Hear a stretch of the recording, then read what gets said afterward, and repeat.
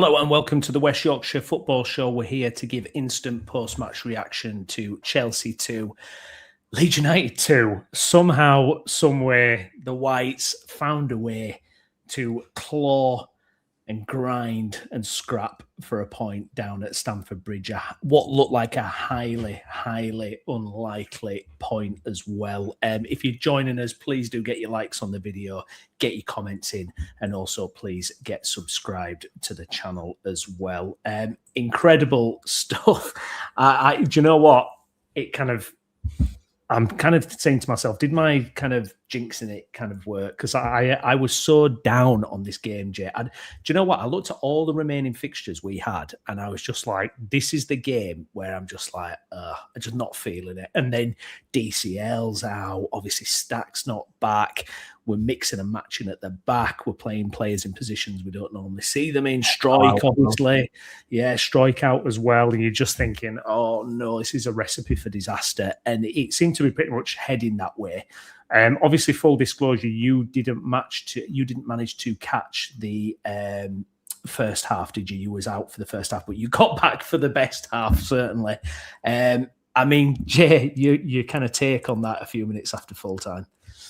Yeah, I mean, it's mad. I was just saying to you, like, I don't feel like I've been able to properly digest the whole game because I didn't see the first half, which is so not like me. I was spent all the evening irritated by it. But there were a family event on which should have finished earlier and it didn't. And alas, there is more to life than football, and I need to remember that. But my club kind of clouds my perception on stuff at times, to which everybody around me knows. So, but last year, see the team sheet come out, and I mean, I still can't figure it out. I don't know if you can maybe enlighten me on it, but Bornau, Justin, Rodon, and Biol, so 4 centre-backs. Well, 4 kind of centre-backs. I know Justin's not, but I think he was playing as one, and then Bogle and Gabby, and it's like, what on earth is going on? And Gruev and Ampadu in the midfield, leaving big gaps from what I'm kind of getting the gist of. Brendan's in there doing his thing, but I mean, the game, the part of the game that I saw Metcher not doing any sort of hold-up play. I see I basically about 2 minutes into the second half, I think I was, and I see Biol make one of the most bizarre decisions I've ever seen from a defender. Yeah, and then the game just descends into weirdness. And Chelsea have got this about them. We've seen it before Rossini. We've seen it since Rossini. We saw it against West Ham the other week. They then just capitulate, and I don't want to go over too many pages at once before we're ready to get into it, but me and you have said a few times that this team have not gotten anything that they didn't thoroughly deserve this season. Every single point that was on the board was through blood, gut, sweat and tears, and it fully deserved of either a point or a win. This is the first time this season where we've got a point on the board that we didn't deserve. And I'm here for it. 100%. I mean, we have come on stream after stream and said we do not get lucky wins. We do not get lucky points. You bang on every point we've had to scrap, earn and fight for. But tonight it feels like we've got something when maybe we didn't quite deserve it. But in a sense, you do deserve it because of the way you stay in the game and the way the players are still pushing. You know, we've managed to kind of grind our way through it. As Gav says here, we just need a London equaliser now. This is it. Yeah, we've got eyes. One eye on the Man United West Ham game as well. Watching over here. Yeah, it's 1-0 to the Hammers at the moment, which will tighten the gap up to 4 points. They'll be just 3 points behind Spurs as well. Forest playing tomorrow against Wolves, so it's going to be tight at the bottom. So let's hope that they can do something and get back into this game, get a point. That would be magnificent. The formation, Jay. I mean, yeah, when you saw how many defenders were on the pitch, you're thinking, what on earth is kind of going on here? I made some notes from the first half. I thought, normally you can cover my back with stuff like this, but I thought you've not seen it, so I better have some notes ready to kind of tell what happened. One thing that really stood out to me is because Rodon was playing on the left of the centre back, and I thought it's really difficult with Rodon. He just didn't look comfortable on that left centre back. There was a moment where he's using his right foot and he hits the ball out. I don't know what's happened. Yeah, I've noticed that at least once a game now, he seems to be doing really stupid passes at least once. And it was his fault for the first goal. He kind of plays this stupid ball into the midfield. You can kind of see what he's doing. He's kind of wanting to counter. But the problem was we had no possession at that time. It was like, no, don't just give it straight back. Feeds a terrible ball. They came and scored. And as far as I can see, what seemed to be happening is Leeds were trying to press high up. And for the first kind of 10 minutes or so, 10, 15 minutes, it were working. The press looked sharp. We were winning the ball back. A couple of moments. Didn't really create anything. But Seb, Bornau, and Biol were kind of pushing into this space, trying to press. And Cole Palmer, Fernandez, Pedro were just having a field day. They were just running rings round us. Seb Bornau in particular looked uncomfortable with what he was being asked to do. He actually had a brilliant moment. You'll have to catch this on the highlights if you can, Jay. It's like he kind of does not a Cruyff turn, but he backheels a ball on the right wing and gets actually a decent ball across it. It's like, whoa, Seb, you didn't know you had that in the locker. But generally speaking, I thought he really struggled. But I don't blame him. It wasn't actually that it was bad. It was just he looked uncomfortable with what he had to do. He was trying to press. They were moving in between. It's like, guys, we're playing 7 or 8 defenders. Why have they got so much space and why are they slicing us open? But they only scored 1 goal. And probably from about 20 minutes, it was just all Chelsea. I thought that defensively we were so disjointed, particularly that first half. It just looked kind of hastily put together a little bit. And you can kind of understand. I mean, Struijk is someone, obviously, he's been a bit polarizing for us on the channel, but I think you really kind of saw the balance was off when you didn't have Struijk on that left side, because he's pretty much, I think he's played every game, hasn't he, this season? Yeah, this season. I think, has he? So I thought... I think he might have missed... Others a bit. I think Biol came in for him at one point when we were in the back 4. Biol deputised. He first came into the team as the left centre back, if you remember, because Biol looked uncomfortable. I think me and you have both been really complimentary of Pascal over the last few weeks, and this season has been much better. And without a doubt, he gives us that balance, especially as a part of a back 3. And you make the point about Rodon being a bit off it. I think Joe's been moved around a lot over the more recent weeks. He had an injury. Yeah. That came back in at right centre-back. Then he's playing centre-back. Then he's playing right centre-back again. Now he's at left centre-back. And he's not very good with his left foot. Most defenders are pretty one-footed. That is just kind of part and parcel of being a more limited technical footballer when you're a defender. You don't have to have the same kind of technical grace. So it's not a surprise, really, that it looks a bit clanky, a bit off. So, but I think we have to be fair with it. You've mentioned a few players there, Fernandez and Cole Palmer. The level of quality that they've got in comparison to what we've got 4 days after a monumental effort against Forest in doing what we're doing, and getting such a great win, run themselves into the ground. You're missing arguably 2 of your best players in Anton Stack and Dominic Calvert-Lewin, and then you throw Pascal into that as well. Away at Stamford Bridge with a manager that's won 4 from 4 Premier League games. It we're always going to be difficult. Yeah, absolutely. And that's what one of the big takeaways as well is just the Palmer miss. Yeah, I mean, good Lord. We do it though. We are due it. We are so due it. We are due it. 100% we're due it. I said a few minutes ago, I'm so here for it, Brownie, because, so many times this season, whether it be a last-minute equaliser against Bournemouth, whether it be the 2 deflections against Spurs at home, and, there's other Man City away, the late goal, that time and time again this season, Gabby Goodmanson's own goal header. I've just mentioned 4 games there off the top of my head where we deserved more points. We'd be safe. We'd literally be safe by now. So this point that we've got today, while be a little bit, I'm not going to say stinky, there's certain elements of luck to it, Palmer's miss, and the way, we'll get to the goals because the goals are horrendous from a Chelsea perspective. But I really don't care. We need to enjoy them and take them. And I genuinely think that we should be happy with 1 point out of these 3 games. Yeah. We've already got it. Yeah, absolutely. Yeah, it's way. Yeah, it's more than what I thought we were going to get to. I really was convinced we wouldn't get a sniff tonight. And I think looking at Chelsea and how they played, I mean, some of their play. I mean, for example, they were miles better than Liverpool were against us at Anfield. I mean, it was like night and day. I thought Chelsea were way, way above, especially when Palmer and Fernandes and those, it was just like, what can you even do? They're all technically brilliant.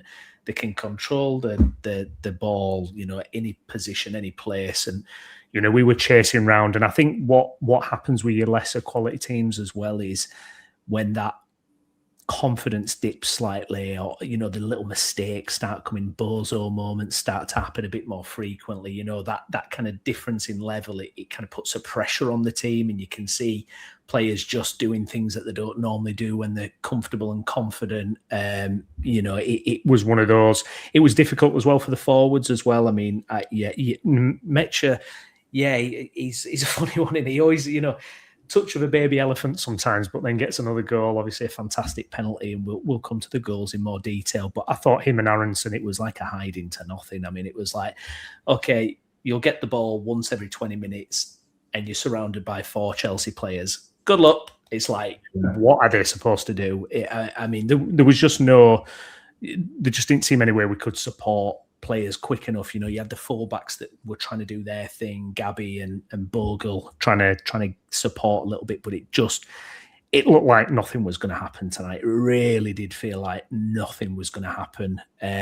You get to the second half, Jay, and you're thinking, right, it's only 1-0, so you never know. Doesn't make any changes immediately, but then Okafor comes on, and unfortunately, a couple of minutes after, they get a penalty. I mean, just to talk on that Bijol penalty moment, what is he thinking? Because I mean, because the longer it goes, I mean, it doesn't matter, now. But at the time, I'm thinking like, whilst it's still 1-0 and Okafor's come on the pitch, you never know, something. You know what I mean? Something could happen. And then that moment where pushes him, and it was just like, I was watching it in slow motion. I was like, what are you doing? I mean, it's a moment of madness, Jay.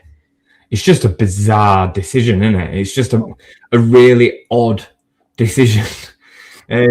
The only thing that you can kind of think is that he's looked to make him go off balance, and he just doesn't expect him to go down in the way that he does, or maybe he pushes him harder than he thinks that he was going to. I don't know. I can't justify it. I can't even kind of understand it. It's a bizarre decision. But funnily enough, I actually think it ends up being what gets us a point. Because at 1-0, I think they just continue that. I don't think they slack off in the way that they did, which is mental to say. But yeah, it's a really, really odd decision, mate. It's one that, you make under pressure, I guess, and you would maybe expect from somebody of a more limited skill set and experience. Bizarre. I can't even think of anything else to say about it, Brian, because it is that odd.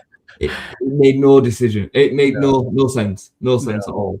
And like you say, it's kind of almost a catalyst for what happens next. All of a sudden, a moment happens, and Bogle, Jadon Bogle, just, it's one of those players, he has his moments of inspiration in games where he just makes something happen. Fantastic kind of darting run. Embuemo, what are you doing, lad? Makes a darting run, and then we win a penalty out of nothing. You're just like, what is happening? Then all of a sudden, this madness, this moment, clear penalty, and then Mecha steps up and bangs it home. I don't know what the time difference is between the two Leeds United goals. It's only 6 minutes apart. Mecha penalty, by the way. What a superb penalty that was. Yeah, even more difficult when you consider the fact that he's not even had a shot on goal. He barely even had a proper touch of the ball to get, the composure to do that and the clinical edge to do that is pretty impressive, really. And I think, I've seen a lot of hate as we would have expected for Daniel Farke. I just want to kind of say, this from the off. Whether he gets it right or wrong tonight with the starting lineup will only ever play out in a certain way based on what happens. At Liverpool away at Anfield, as an example, we managed to go there and get a 0-0 draw.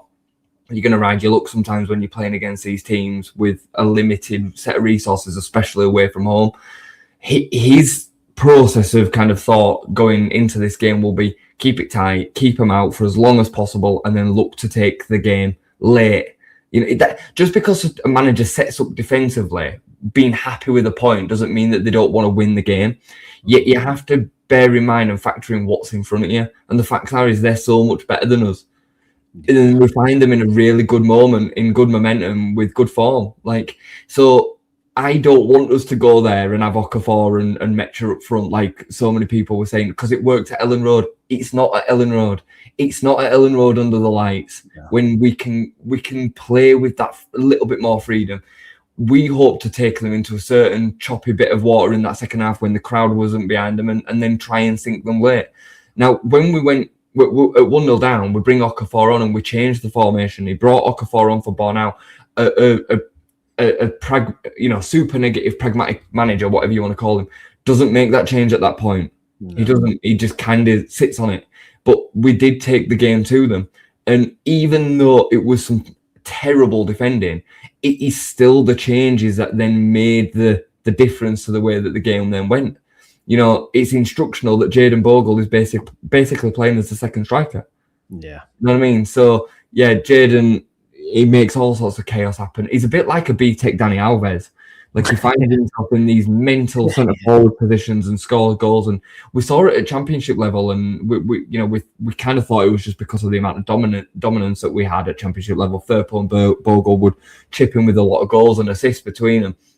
And this last week he's just, I don't know, he's just coming off that flank and just doing something different, and he makes all sorts of chaos happen for both goals. Well, I mean, the goal, the Okafor goal, I mean, what even happens there? I mean, what are the Chelsea defenders up to? What is the goalkeeper up to? It was just one of those absolute mad moments, wasn't it, that just happened for us? Nobody takes ownership at all. No. Everybody's waiting for somebody else to deal with it. Even when it breaks free, the defender's waiting for the keeper to come, and the keeper's waiting for the defender to clear it, and neither of them do anything, and Bogle's just not waiting around.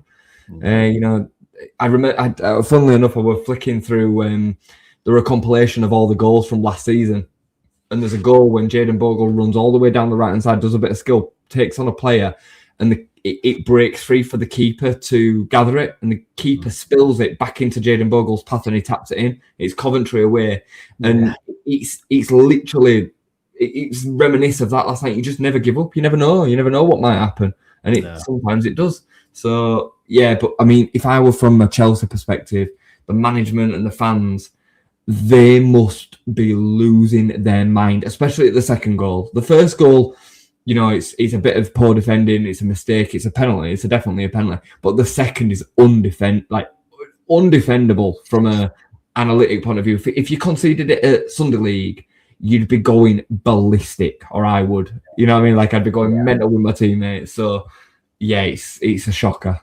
Yeah, it's staggering, and we managed to see it out. It was kind of horrible at the end, the last 10 minutes, the injury time. I mean, the Cole Palmer chance. I mean, you're thinking they managed to get away down that right hand side, the flash of ball. You think and somehow he puts it over the bar, and you feel maybe it's our night to get a bit of luck.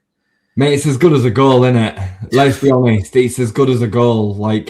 It's an unbelievable miss. And he doesn't even seem to do that much wrong.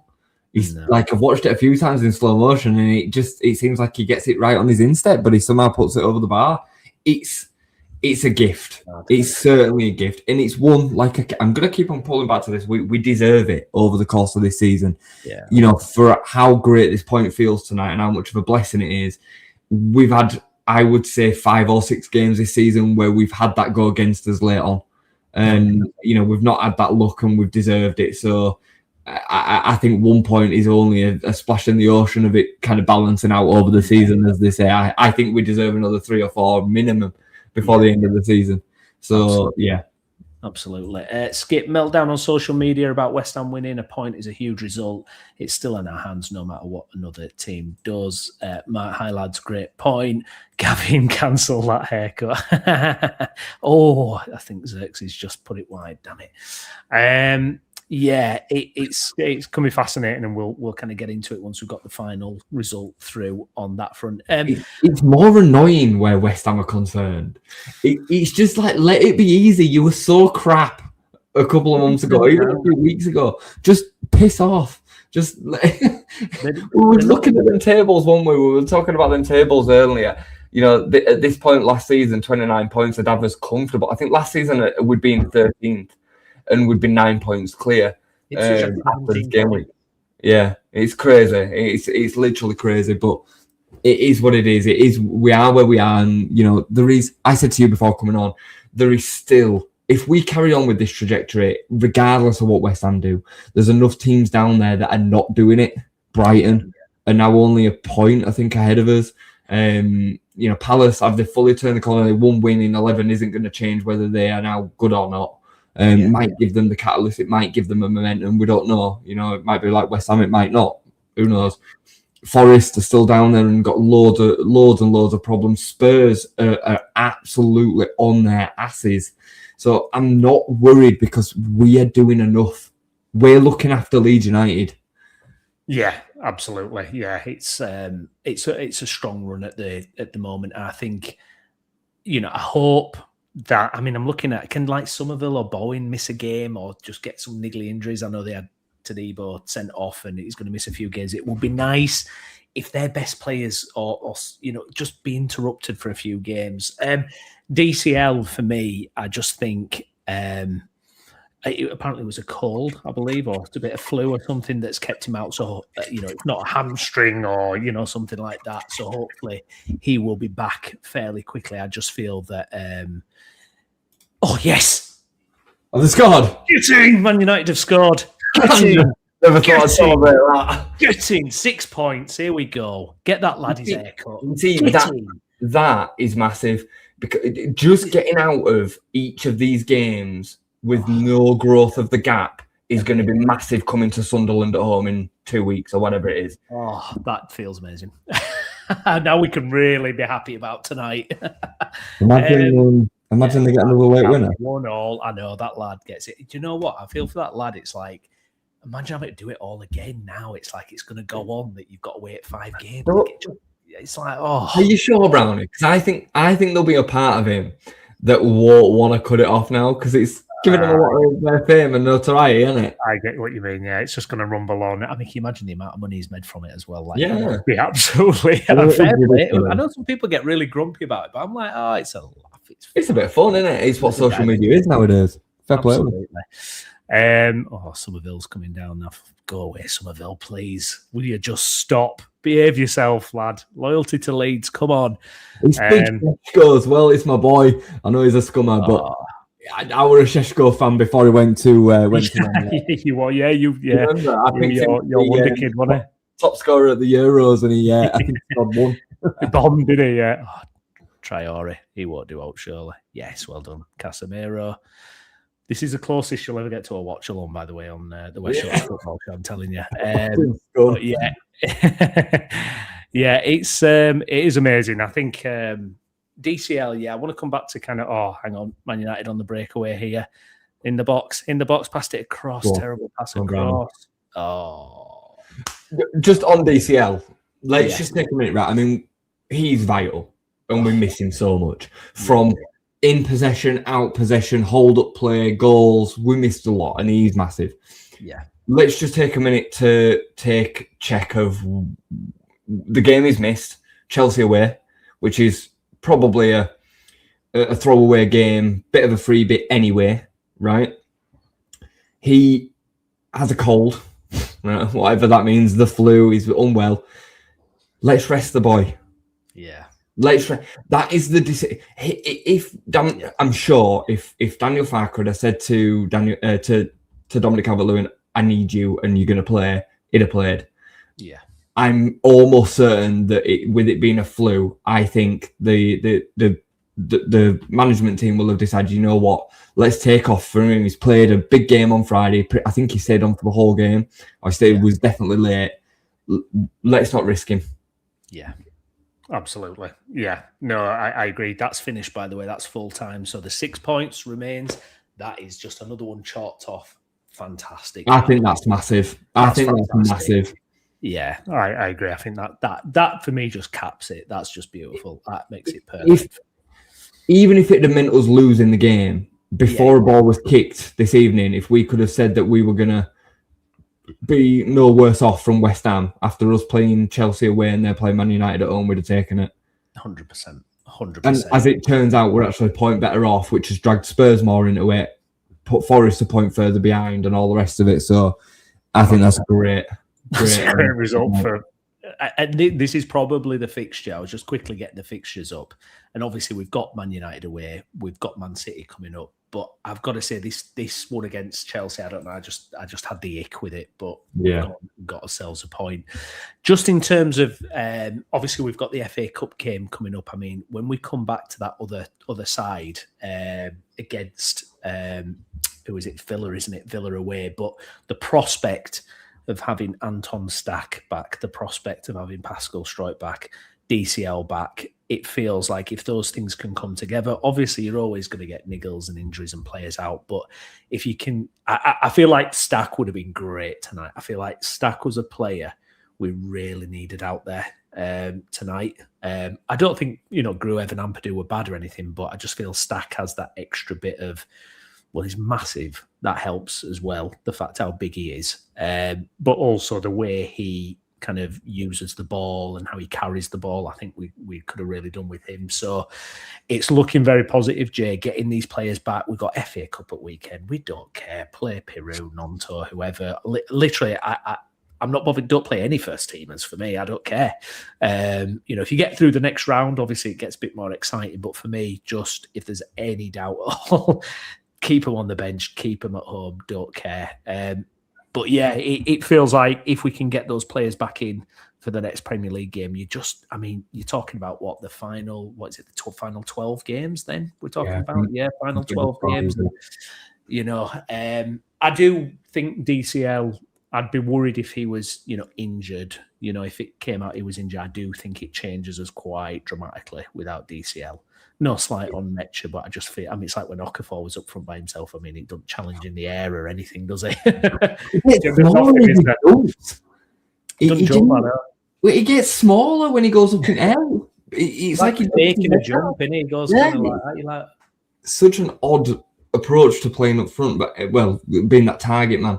Calvert-Lewin, we know Calvert-Lewin's massive. We know that. We put the outlay into his wages for a reason. We gave him a big contract regardless of the injury record for a reason because, the club recognise the fact that he's a top Premier League striker, and you see that when he's not there. I think at the FA Cup side of things, I'd like to see us still go there and win that game, if I'm honest, because I reckon within another 6 or 7 games, we could be pretty comfortable and it'd be quite nice to win FA Cup games, right?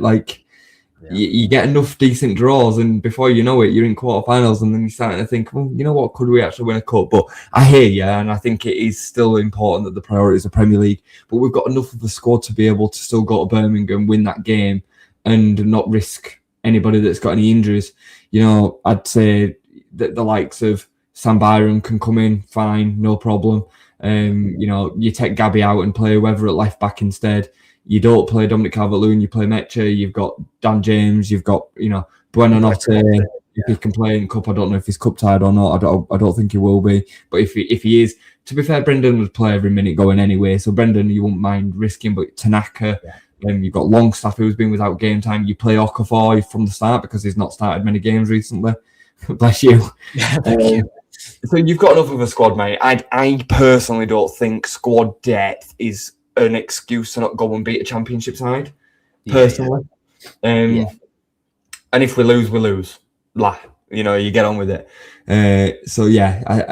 All eggs in the Premier League basket, but I still think we want to go there with the intention of trying to get through it the next round. I think winning mentality is a great thing, and we have shown now, we have proven to be quite tricky to play against home and away. I don't think we've lost an away game now in the last 5. Oh, I think you might be right on that one. I know the Newcastle game, or maybe it's 1 loss in 5, something like that, away from home. I know the rest have all been draws, but that's a significant improvement on where we were. Absolutely. Yeah, I'm having a look through. Yeah, I think the Newcastle game's in there. But yeah, it feels like we're now able to replicate some of that home stuff away. And yeah, it does feel like it's a couple of results from us, hopefully, climbing that league even further. Let's have a look at the league table then. Let's treat ourselves. So here we go. We're up to 15th now. We've hit 30 points, Jay, with 30 points with 12 games to go. I mean, that is significant. Yeah, it is. You know, I mean, sorry, go. the games we've got as well, you know, it just feels like, you know, over 40 points I could see us getting. Brownie, we have to remember as well that we came up with Burnley, both of us finishing on 100 points. Yeah. And we find ourselves with double the points. Yeah. Double in the same, well, one game now more. But we know that Burnley are already down, right? They are gone. You know, their season after 25 games is over. Yeah. Our season is still very much well alive, and we're in and amongst a group with some really established Premier League clubs. FA Cup winners, Crystal Palace, Brighton, who everybody, you know, wants to wax lyrical over. Spurs, who, yeah, they've struggled the last couple of seasons, but they've still got so much talent. So there isn't a single Leeds fan amongst us that wouldn't swap every single player for every single one of theirs. There isn't a single one. I won't hear it. Yet we're in front of them. We've lost less games than Spurs. You know, it's pretty crazy when you think about it. I think they're now on a run of no wins in 12. Since over the last 16 games, they're in the bottom 3 on the form table out of 26 games. That's over half a season. It's considerable, mate. So, you know, Spurs are right in it. They are right in it now. I mean, we both said, and a lot of people said, if Manchester United and Spurs had have performed the way that they did last season, this season, they'd have ended up going down. Yeah. You know, I think Spurs finished 17th, Manchester United finished 16th last season.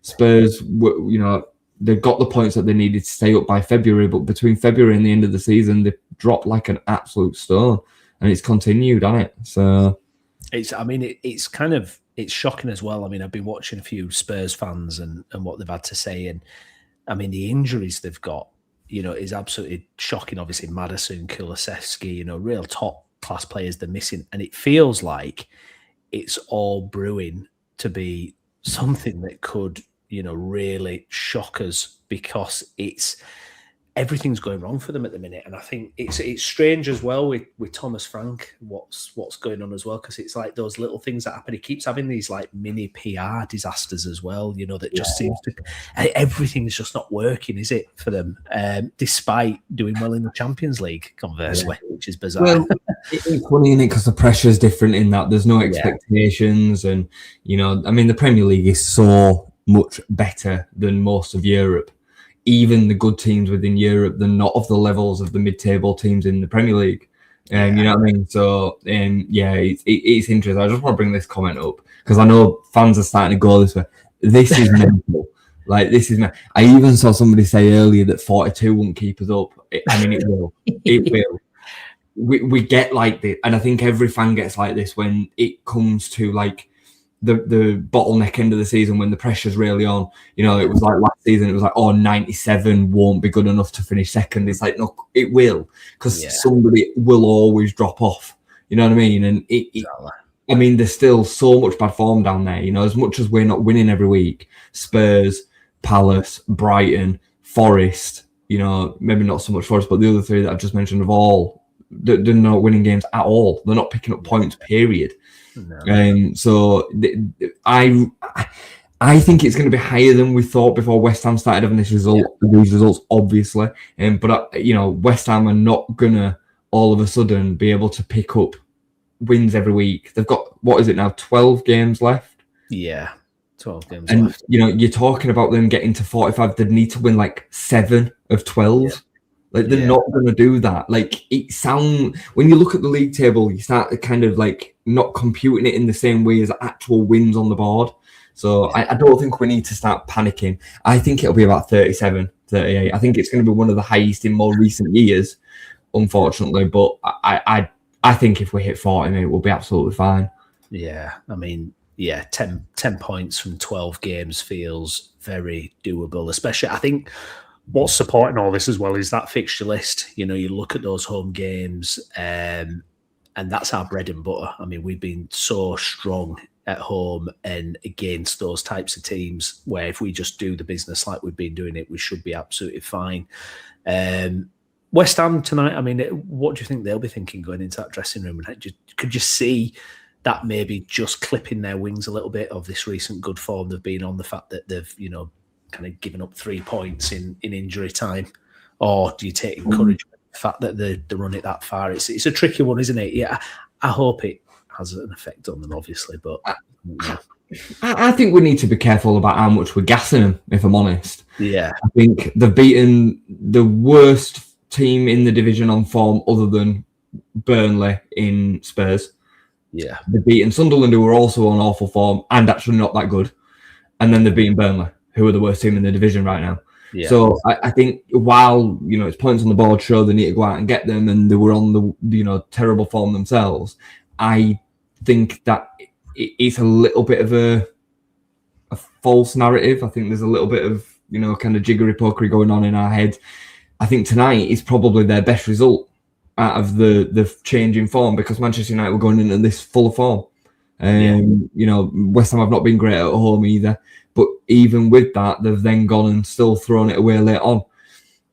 We, on the other hand, have gone to Stamford Bridge and found ourselves 2-0 down and gone and got a point out of the game. When they went to Stamford Bridge, they lost from 2-0 up. So I think there's a very strong psychological edge towards the way that we're approaching games and the way that we're coming out of games.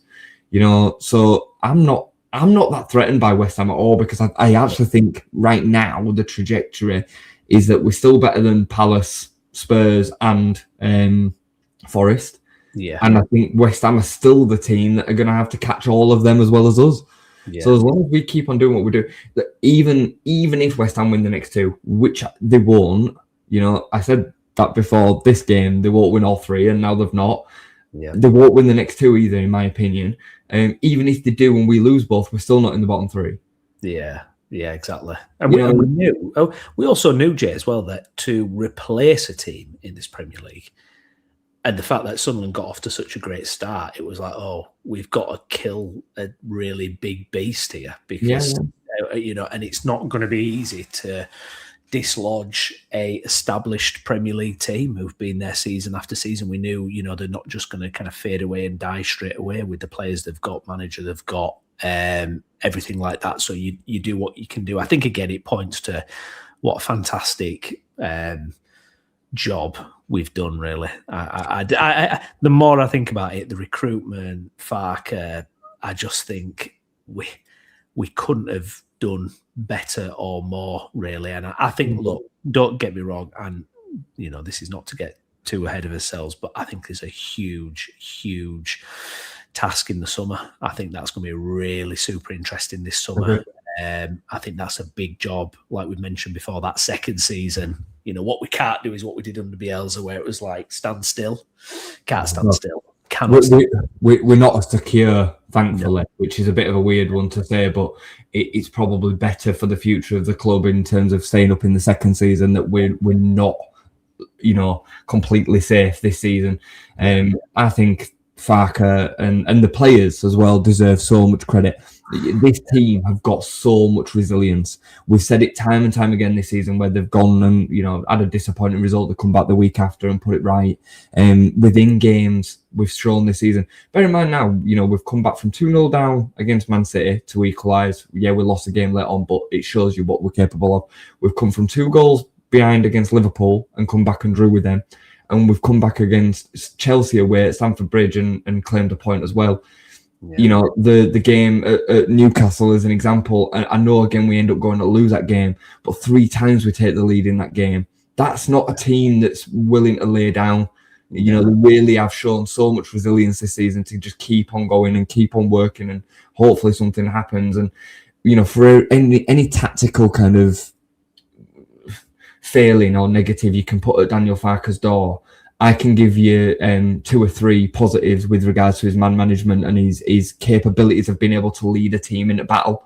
And that's what I see from this team, because I think this team are short in quality, but they make up for it in everything else. And they do put the necks on the line. Squad players come in and do a job. Bornau, James Justin. I mean, James Justin's arguably undroppable right now. And he's a squad option. Ilya Gruev's another one. Mecha, puts his body on the line. Whatever, however that looks, the penalty. You know what I mean? Like, these moments are key in a season. So I just think they deserve so much credit, mate. And there's an argument. There's a genuine argument that Daniel Farke's up there for manager of the season. In my opinion. Yeah, I completely agree. He's someone who I think all the bookmakers had one of the favourites to get sacked first. He's had his adversity this season on that difficult run we had, and he's pulled it back round. He's kind of changed his reputation. It was this whole thing with Farke this whole time. It was like a black cloud hanging over Norwich. This Premier League record he had, and he's completely squashed it. Basically, he's completely gone. Doesn't matter. That's a different situation. I've explained it 1,000 times. This is new. This is what I can do with a more competitive squad in the Premier League. Is he an elite Premier League manager? I don't think that's the case yet. No, but he's shown that he's capable of competing against elite managers. And he has shown himself to be a Premier League manager, which most, I would say, even hardened Leeds fans were questioning. Maybe even me and you. We were unsure, but we were willing to give him the chance.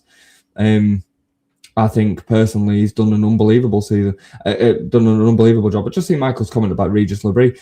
I mean, what is there between us and Sunderland? 6 points, I think it is, something like that. Is that what it is? Right, let me have a quick.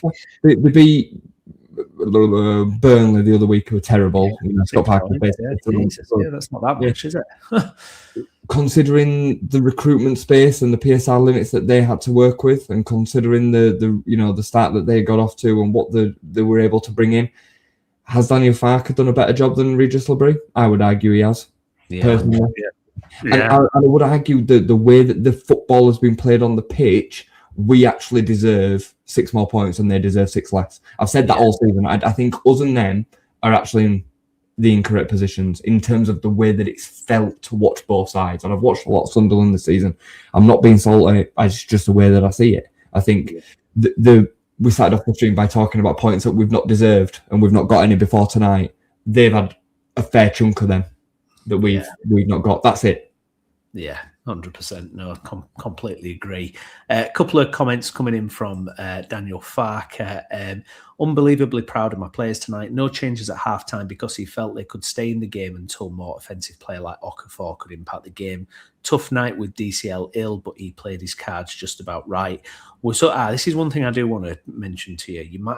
I don't know, because we didn't get much opportunity in the second half, but Farke says he was hoping for more threat from his centre-backs at set pieces, but ultimately he made the changes and rescued a mega point. That was one thing that was frustrating tonight. We got, I think in the first 20, 25 minutes, we got some really good positions for set pieces. And we just didn't have a threat at all. And it was a bit frustrating because you thought, look, if we're going to kind of nick something here, if we're going to kind of maybe get our noses in front, we need to be a little bit better from set pieces. If we're being hypercritical, has there been a slight drop off in the set piece threat from Leeds United recently, do you think? Yeah, I mean, it would seem that way. We've not, scored from a set piece or a throw in that I can think of in a long while. So yeah, but I also think that the opposition start doing things differently to counteract it, and it can't. Things do have to kind of be broken down and rebuilt. They can't work forever.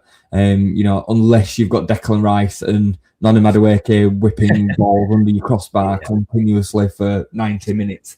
Arsenal are a pretty special breed at it, and they've just got unbelievable players in the air as well. But it is. I think that's more on the players. I think it's more on the players to make something of them moments when they come around, especially when you go away to somewhere like Stamford Bridge. You have to play for your set pieces. So it's right to identify it.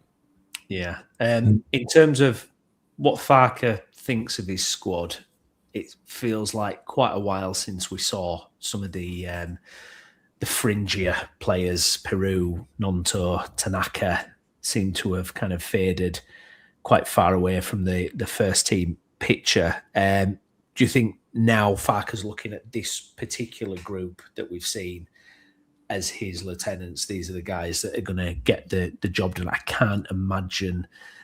I mean, the thought of any of them starting a Premier League game, it just seems kind of non-existent. I mean, even now when we're going to like subs and stuff, I don't think Tanaka and Nonto have made it on the pitch for a couple of games. I think, it feels like we I mean, especially Tanaka. I mean, Tanaka, we've just not seen at all, particularly since that mistake at Everton. It's just kind of that's it kind of thing. And you look at Gruev, and Gruev in the 87th minute is like charging someone down, pressing someone, and he gave the team talk in the huddle tonight, I noticed as well, which is interesting. I think he's one of those, like you said, he's clearly got the mind for the game, and you can imagine him actually probably going into some kind of coaching kind of role after Kite, because he definitely seems to have that kind of mind, the way he thinks about the game.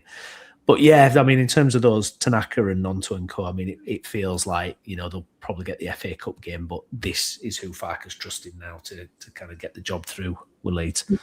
They've proven it to him, haven't they? It's as simple as that. I mean, Ilya Gruev, if you play Football Manager, he's the player that's got all the greens on the mental attributes, and then all the physical and the technical ones are really, really low, and you're like, what is even this player? Like, how can I even use this guy? But Daniel Farke has got the most out of him, and the more I've watched him, and the more I've kind of enjoyed watching this version of Leeds United that we're playing more at the minute, the more I enjoy him. Like, I struggle to be able to praise him too much technically on the ball for all the reasons that we've mentioned a million times, but he is just very, very, very good off the ball. Yeah. Very good, like exceptionally good. He just does such a role within the team. And I like Tanaka. Last season, he was one of the players of the season. He was in the team of the season for a reason. He was sensational at that level. But you see it. Me and you have said it so many times. And, I remember talking about it earlier on this season. I forget which mistake it was. It might have been the Bournemouth one, which cost us 3 points that day. Fans would then, they ignore that.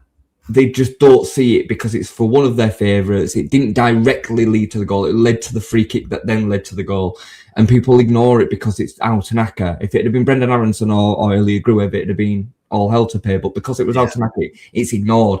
And then the next time he's dropped or not brought on off the bench or not playing, the fans jump on Daniel Farke because it's easy to push that agenda. It's easy to push that narrative.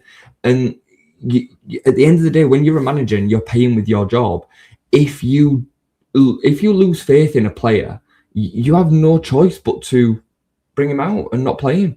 And that's what's happened to Willy Gnonto. It's happened to Largi Ramazani. It happened to Matteo Joseph, and it's happened now to Tanaka. And fans are having a harder time with it because they don't understand what they're watching enough. They just see how technically good Tanaka is without looking at the full picture of what's happening on the pitch. We are a worse team without Ilya Gruev, isn't it? It's as simple as that. Yeah, it's fascinating what happens to a football team and how they evolve over the course of a season. Things you would never predict at the start. How a football team can finish up the end of the season. What works? It's remarkable, really. Yeah, it is. And Ilya Gruev deserves a lot of credit as well because he's not as limited as he was before. He is making it work for him. He is acclimatized to the Premier League level. He understands what he's really good at is his understanding of what he can and can't do. Yeah. So he doesn't put himself into positions where he's then massively under pressure from opposition because he knows he's not technically good enough to turn himself out of them situations. So he gives himself loads of space. I think I know I'm using this as a big exaggerated kind of example, but Michael Carrick was very much like that. Michael Carrick was a superb midfielder, passing range, unbelievable. But Michael Carrick wasn't technically beautiful within the gaps like a Kevin De Bruyne or a David Silva or, whoever, it was Steven Gerrard even. Steven Gerrard could turn away from players, use his more. Carrick wasn't like that. Carrick would find the space and use that space that was in front of him because he technically wouldn't be able to do that. Wasn't very quick, wasn't very strong, used his body well, but he needed space. And that's what Ilya Gruev started to do. Whereas at the beginning of the season, when he got into the team, he was trying to be involved in the game too often within compact areas. You know what I mean? So he deserves a lot of credit for the way that he's adapted his game. Now, this is an interesting question here from Michael. Guys, if Stat comes back from injury, does Gruev drop out? Now, this is fascinating because Ampadu, obviously, mainstay, not going anywhere. Gruev himself, who have we been playing? Because we've been doing Brendan, obviously. Do you think it'll be a case of Stat, Gruev and Ampadu, and then Brendan will be like that kind of person that'll hover around DCL? Could depend on the opposition.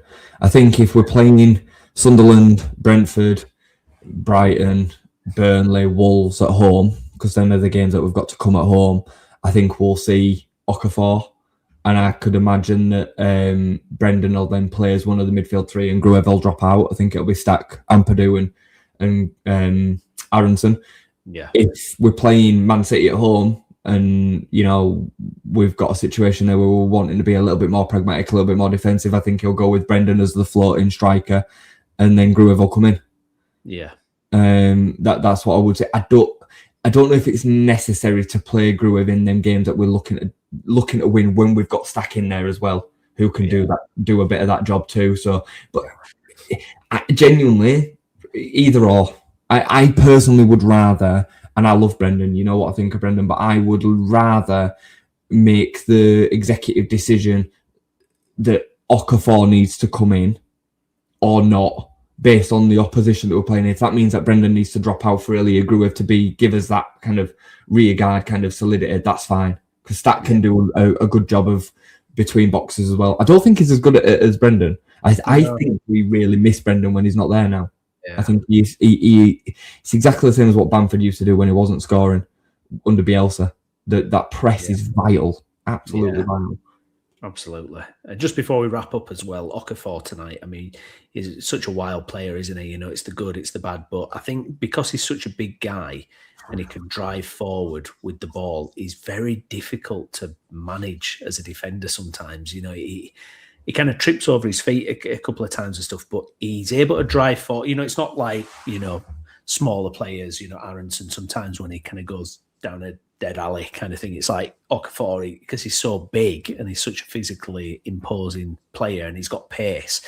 You know, he does give us something, doesn't he? He definitely it's kind of a wild, unpredictable kind of thing. I mean, there was that bit where he overran it completely in the midfield tonight, and I was like, what the hell are you doing? You know, he just released the ball. God damn it. It was so obvious he wasn't going to kind of follow it up. But he is a kind of the wild man of Leeds, isn't he? You never know what you're going to get with him, really.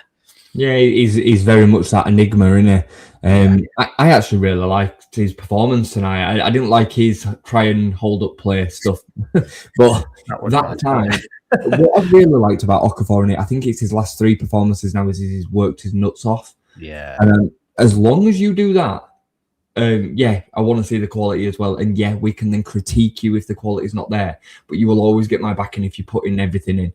And he put everything in again tonight. You know, he was putting his body on the line. He was running the channels. He was doing everything that he could to help the team. I thought he was sensational against Forest. I really did like his work rate again. And obviously he gets his goal. That's 2-2 as well now for Okafor. I still will laugh at that second goal probably all night long because it just pops out and it's like, how... I felt sure it was going to get rolled out. I really liked his cameo tonight. And he still is, without a shadow of a doubt, the one bit of quality that we've got. Yeah. When we look at quality within this team, it's still, no matter how good say the performances, it's limited. It is so limited. You know, you've got a bit of quality in Ethan Ampadu in what he does. I'd say you've got a bit of quality in Gabby Goodmanson and what he does. But really, the only X factor within the whole side is Noah Okafor. He's the only one with a creative spark of a bit of genius, a bit of not on the same level, but a bit of Rafinha. You know, he is. Calvert-Lewin's obviously got the quality in what he does as well, but it's different. It's all very workmanlike. Anton Stack's the same, workmanlike, very good, but workmanlike. Noah's got the sauce. Drop a shoulder, beat a man, turn inside, produce something. Yeah, 100%, 100%. Just before we wrap up, we should just mention Burnley's comment here. Bamford's still doing it at the Blades. Did you see the Phillips through ball to Hamer and then Hamer into Bamford? Lovely goal from Bamford, but the Blades lose again. And Rothwell, our mate from last season, who was absolutely brilliant at Leeds. I absolutely loved watching this season. And there's a Rangers fan that I work with, and I was waxing lyric. I said, "Oh, you'll love Rothwell when he goes to Rangers. He's brilliant." And nightmare goes to Sheffield United, his debut in an awful challenge and gets sent off. I mean, it's a horrific red card. I saw some fans saying it want a red card. I mean, it's he's not going to get more blatant. It's a stinking challenge. I've seen some fans on Twitter describe. I think it were a Middlesbrough fan that said it, that he doesn't think he's ever seen a goal as good scored against them at championship level than that one. Wow. And I can understand what he means. Like, it is a beautiful goal. The pass from KP to him is perfect. The touch and then the through ball from him is class.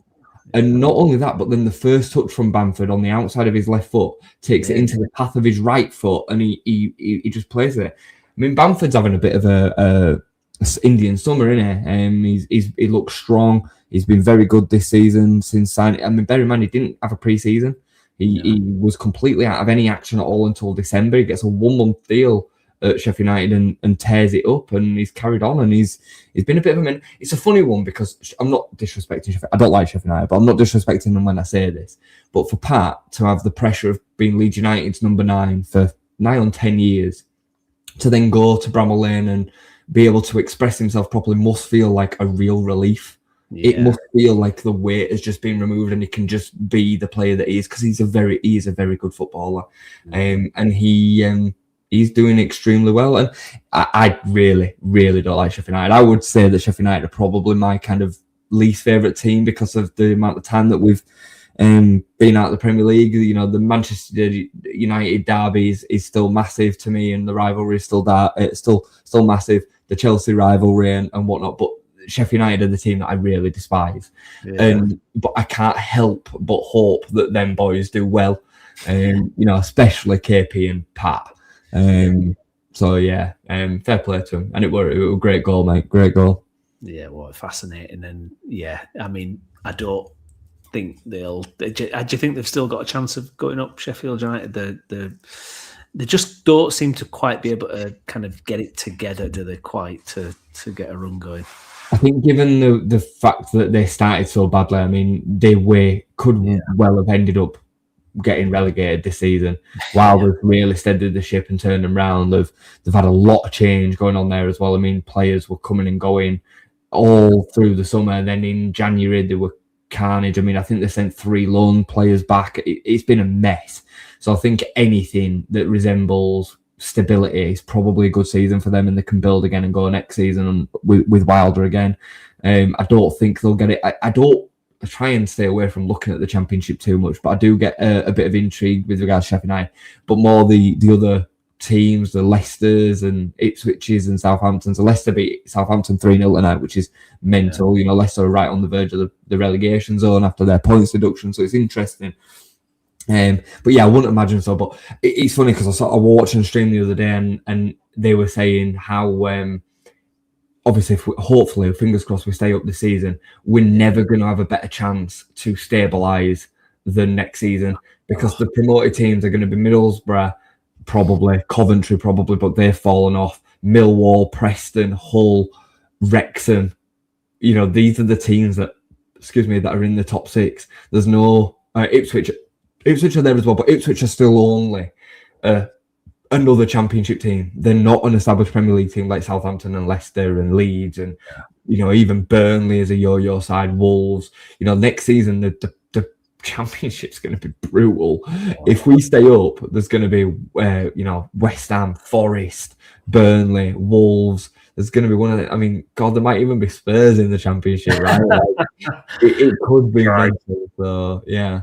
God, can you imagine Spurs in that stadium playing in Championship? It will be at, Millwall going to Spurs Stadium. Yeah, it'd be absolutely bonkers. Absolutely. Are they too good to go down? Are they too good to go down? Spurs I think things are coming together that might just mean that they end up potentially. I mean, surely not, but you just think, I don't know, the way things are happening, the way it's coming together, it's up. I mean, what happens if would they sack Frank? I mean, and you know what happens if you sack managers around this kind of period of the season? It doesn't often bode well.